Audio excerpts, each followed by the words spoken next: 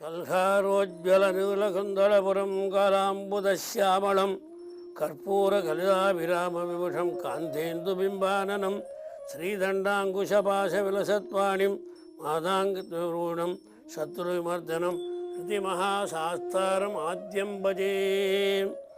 ஒளி வீசும் அழகிய கருமையான அழகபாத்திரத்தை உடையவரும் காளமேகம் போன்ற கருத்த நிறமுடையவரும் கற்பூரம் பூசிய சுந்தரமான வடிவையும் சந்திரவதனத்தை உடையவரும் பாசாங்குஷங்களை தண்டம் சூலம் ஆகியவற்றை திருக்கரங்கள் ஏந்தியவரும் மதையானின் மீது வீற்றிருப்பவருமான சத்துருக்களை அழிப்பவருமான சாஸ்தாவை என் மனதில் எண்ணி தியானிக்கிறேன், பூஜிக்கின்றேன். நேற்றைய தினம் கிராதசாஸ்தாவை பற்றி பேசினோம். இன்றைக்கி காலசாஸ்தாவை பற்றி பேசுவோம். சோமசேகரன் சுகை என்ற அந்தன தம்பதியினர் நேபாள தேசத்தில் வாழ்ந்து வந்தனர். அவர்கள் சாஸ்தாவின் பரம் பக்தர்கள். அவருக்கு காலாதரன் என்ற மகன் பிறந்தார். மகனுக்கு முறைப்படி நாமகரணம், ஜாதகர்ம நாமகரணங்கள் உபநயனம் வரைக்கும் பண்ணி குழந்தை ஜாதகத்தை கொண்டு ஜோசியத்தை காட்டினார்.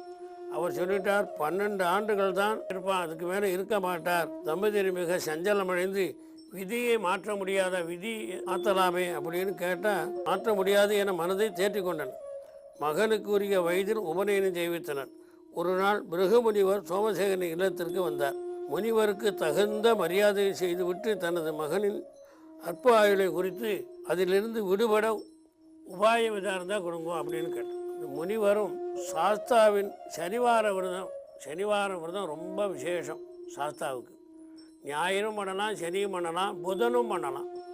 சனிக்கிழமை தோறும் பூஜை, சகசிரநாமங்கள், அஷ்டோத்தரங்கள், மூலமந்திரங்கள் இதெல்லாம் சொல்லி வழிபாடுகளை கேட்டு தெரிந்து கொண்டார்.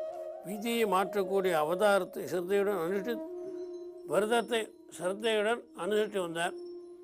அந்த தம்பதிகள் கலாதரன் ஆகம நியமங்களுடன் மனப்பூர்வமாக சாஸ்தா பூஜை செய்து வந்தார்.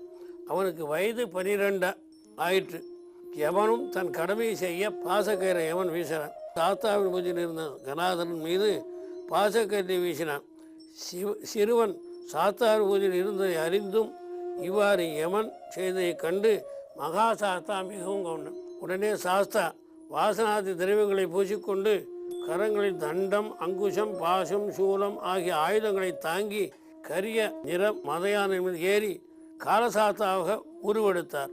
தன் பாசக்கயிற்றை வீசி யமனை சகசாரம் செய்தார். சம்ஹாரம் செய்கிறதுக்காக வேண்டி வரார். சனிவார விரதம், மூலமந்திரம், ஜபம், பூஜை ஆகியவற்றை கலாதரனும் அவனது பெற்றோர்களும் செய்ததால் மகிழ்ந்து சாஸ்தா அவர்களுக்கு நீண்ட ஆயுளை அருளி பின் தன்னுடைய உலகிற்கு அழைத்துச் சென்றார். யமனை சிவன் மார்க்கண்டேய புராணத்தில் கொல்லலை. ஆனால் இங்கே யமனை கொண்டுட்டார். அவர் செத்து போகிறவனே என்ன ஆச்சுன்னா அவருடைய தொழில் நின்று போச்சே. ஏன்னா இந்த பாசக்கரை போட்டு நம்மளை உயிர் எடுத்துகிட்டு போகிறதுக்கெல்லாம் அவருக்கு நின்று போச்சு. அதனால் பூமாதேவி பூமாவரம் தாங்காமல் ரொம்ப போய் பிரம்மாட்ட சொல்கிறேன். பிரம்மா சொல்கிறார், சாஸ்தா லோகம்னு ஒன்று இருக்குது, அந்த சாஸ்தாட்ட போய் நீ முறையிடு, அந்த ஆதிநாதத்தை போய் வேண்டினோன்னு ஐயனும் யமனை உயிர்ப்பித்து தரேன். ஆனால் அவருக்கு ஒரே ஒரு நிபந்தனை, எப்படி எல்லாரும் கேட்குறது அதனால் சிவபெருமான் கேட்ட மாதிரியே நான் உயிர் கொடுத்துட்றேன், ஆனால் யமனுடைய உன் கடமை செய், ஆனால் என்னுடைய பக்தர்களை மட்டும் நீ துன்புறுத்தக்கூடாது என கூறி அனுப்பினார். சாஸ்தாவுக்கு கூட மிருத்யு இல்லாமல் இருக்கணும், அவரை பிரார்த்தனை பண்ணுறதே மிருத்யு இல்லாமல் இருக்கணும் தான். அதுதான் எஸ்ய தன்வந்திரி மாதா பிதாருத்ரோபிஷக்தமா தம் சாஸ்தாரம் அகம் வந்தே மகா வைத்தியம் தயாநிதம்.